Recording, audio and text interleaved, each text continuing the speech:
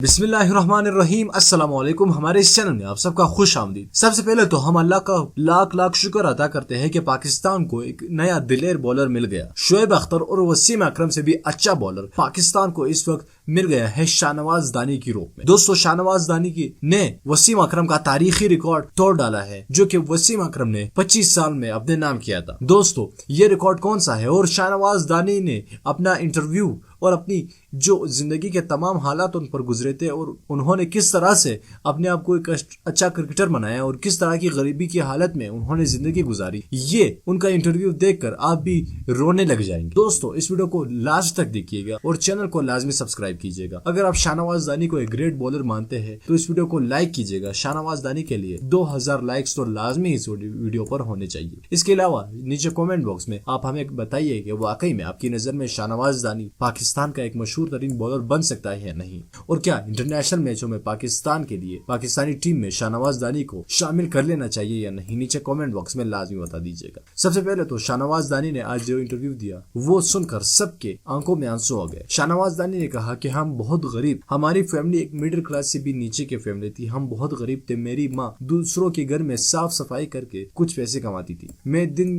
दिहाड़ीदार मजदूर था और मेरे वालिद भी मजदूर थे। मैं आधा दिन मेहनत करता था और आधा दिन पाकिस्तान के लिए क्रिकेट खेलता था ताकि फ्यूचर में एक अच्छा खिलाड़ी बन सकूं, और आज अल्हम्दुलिल्लाह शाहनवाज दानी एक अच्छा खिलाड़ी है।